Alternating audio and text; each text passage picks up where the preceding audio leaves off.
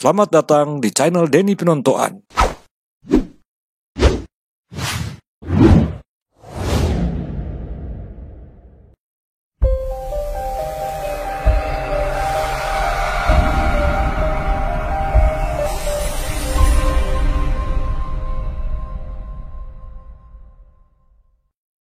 Selamat Bakudapa Tau Minahasa. Gereja Masehi Injili di Minahasa berdiri pada tanggal 30 September 1934 dalam lingkungan Inesker atau Gereja Kolonial. Sebagai sebuah organisasi, GEMIM tentu membutuhkan apa yang disebut dengan peraturan gereja, yang kemudian hari disebut dengan tata gereja. Nah, kali ini kita akan mendiskusikan, membahas tentang sejarah tata gereja GEMIM, baik konteks perubahannya maupun substansi dari setiap perubahan-perubahan tata gereja. Teman bercerita saya kali ini adalah Yonatan Kembuan, Magister Teologi. Selamat Bakudapa, Yonatan. Ya, selamat Bakudapa lagi, Nen. Ya, salam sehat. Ya. Yonatan Kembuan adalah seorang peneliti sejarah gereja. Dia menyelesaikan Magister Teologinya di Universitas Kristen Indonesia Tomohon dengan tesis berjudul Persekutuan dan Keutuhan GEMIM, Tinjauan Historis Perumusan Tata Gereja GEMIM tahun 1934 sampai 2007. Sebagai seorang yang meneliti tata gereja GEMIM, tentu memiliki informasi atau wawasan dan pengetahuan tentang perkembangan dari tata gereja GEMIM. Nah, saya akan berbincang dengan Yonatan di seputar hal-hal itu, tentang konteksnya, lalu kemudian substansi dari perubahan tata gereja GEMIM, tentu dari tinjauan sejarah. Nah, saya akan mulai dengan pertanyaan. Ketika GEMIM berdiri pada tahun 1934 itu, dan dia harus memiliki peraturan gereja. Nah, mungkin Yonatan boleh ceritakan bagaimana proses perumusan peraturan gereja itu, karena kita tahu bersama bahwa ketika GEMIM berdiri dia masih dalam lingkungan Inesker atau gereja pemerintah. Silakan. Ya. Terima kasih. Bicara tentang sejarah tata gereja GEMIM, sudah dimulai ketika saat pemandirian GEMIM itu sendiri.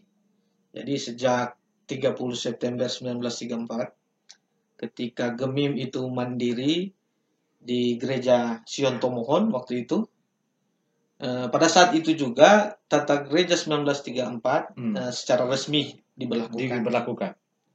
Dan mengikuti juga tata-tata gereja yang lain seiring perkembangannya waktu. Tapi dalam sejarahnya GEMIM berdiri tahun 1934 itu ada Komisi 12 yang kemudian dipercayakan oleh Kerbestur yang berpusat di Batavia waktu itu, untuk mempersiapkan segala sesuatu dalam rangka pemandirian GEMIM. Tapi bukan hanya untuk proses persiapannya saja, tapi juga perumusan tata gereja. Ya.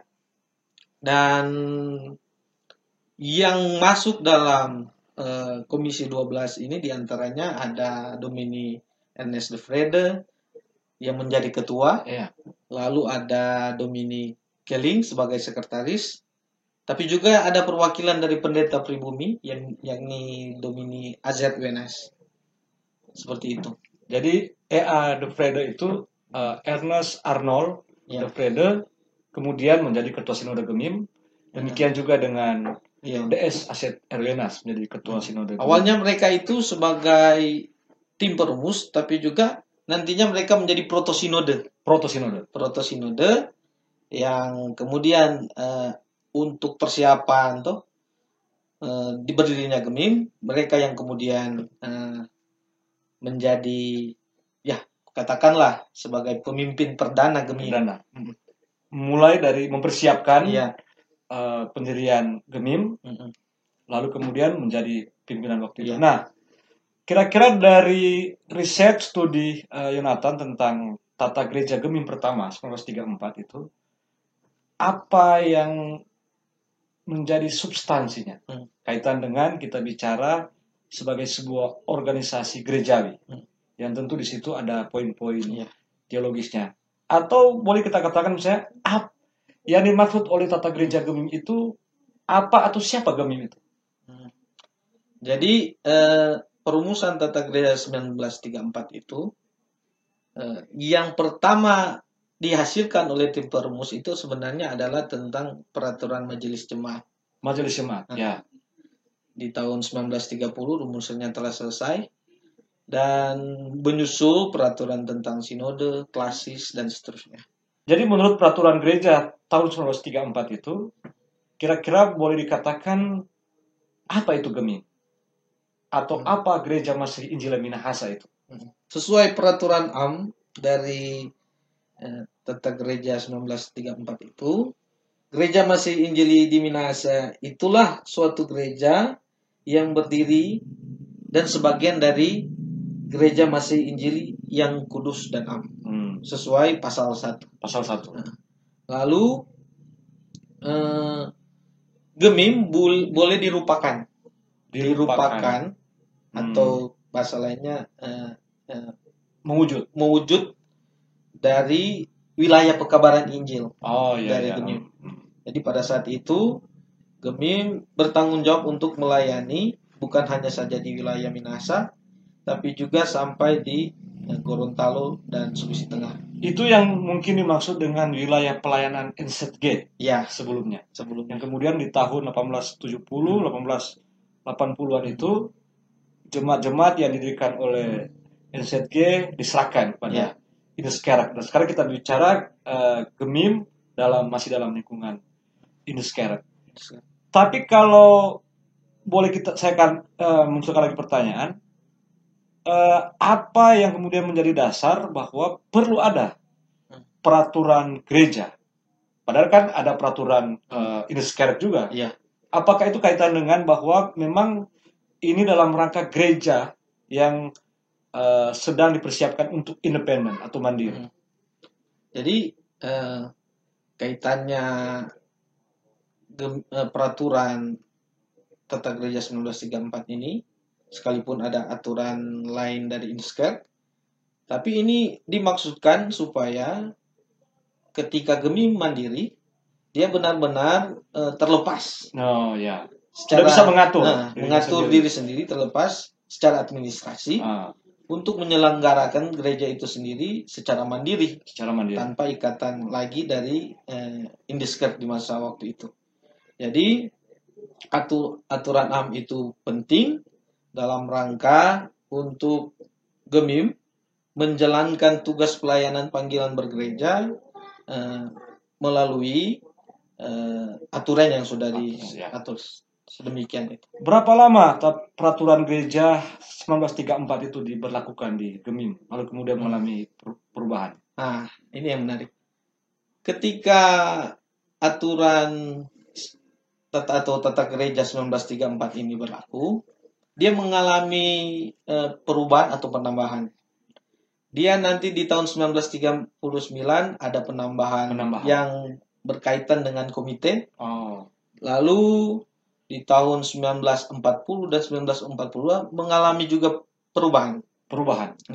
Dalam arti ketika memasuki tahun-tahun ketika masa penjajahan Jepang, yang melatar belakangi sehingga perlu dilaksanakan perubahan tata gereja 1942 ini, rupanya karena di masa penjajahan Jepang masuk di tahun 1942 ada semacam ultimatum kepada pimpinan gereja yang secara otomatis waktu itu dipimpin oleh Domini Azarianas, karena tata gereja yang sebelumnya tahun 1934 banyak ada indikasi karena ada rumusan-rumusan yang hubungannya dengan Indeskerk, bercorak pemerintah kolonial Belanda. Sehingga tata gereja 1942 itu sebuah cara untuk menghilangkan corak kolonial corak itu. kolonial. Dan itu juga kan kaitan dengan pergantian ketua sinode. Ya. Ketika Gerrit Locher Ya. ditahan oleh Belanda dan dia menjadi interniran, otomatis wakil ketua waktu itu adalah Des Asselwenas menjadi ketua sinode. Dan rupanya bersama juga dengan perubahan tata gereja itu. Tata gereja. Ya. Mau tidak mau, situasi itu yang membuat pimpinan gereja yang kemudian dipimpin oleh Dominik Asselwenas untuk melakukan perubahan. Jadi ada rentang beberapa tahun dari tahun 34, kemudian 39, 40 dan 42. Ya.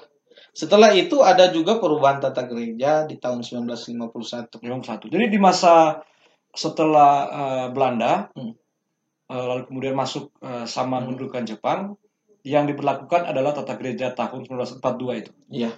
Nanti kemudian perubahan tata gereja tahun 1951. Nah, apa yang membedakan antara tata gereja tahun 1942, kalau tahun 1934 kan sudah jelas bahwa masih bercorak kolonial. Karena Indonesia itu bagian dari Kementerian Kolonial di masa itu. Lalu kemudian terjadi perubahan 1942 dan itu kaitan dengan pendudukan Jepang dan perubahan tata gereja tahun 1951. Nah, apa yang membedakan dengan 1942 itu tata gereja 1951? Di tata gereja 1951 sebenarnya kalau saya baca teliti isi dokumennya, kebanyakan sebenarnya lebih mengarah ke tata gereja 1934. Sesuai yang saya ketahui melalui informasi yang saya baca yang saya kutip langsung dari pendeta atau Domini Emmanuel Sondak. Yang menjadi perbedaan yang cukup signifikan itu di masa ketua sinode Emmanuel Sondak. Tata gereja 1951 itu perubahan signifikan itu terdapat pada perubahan yang kemudian dulunya ada peraturan klasis ya. Sementara di tata gereja 1951 itu sudah ditiadakan. Dan diganti dengan apa? Atau memang ditiadakan? Diganti dengan peraturan jemaat lingkaran. Atau wilayah. Jadi waktu itu kan total jemaat di Gemim itu ada 420-an. Jemaat. Ya. 400. Yang kemudian diperkecil menjadi 32 jemaat. 32 jemaat. Itu yang sebelum lingkaran? Iya. Tapi yang kemudian berkembang, datang tuntutan salah satu jemaat di Tumaratas yang merasa bahwa Tumaratas yang ada di Kecamatan Languan sekarang, yang mereka merasa aturan itu tidak relevan dengan keadaan mereka, sehingga mereka merasa perlu untuk melakukan perubahan lagi. Sehingga tata gereja 1951 ini mengalami juga perubahan di tahun 1966.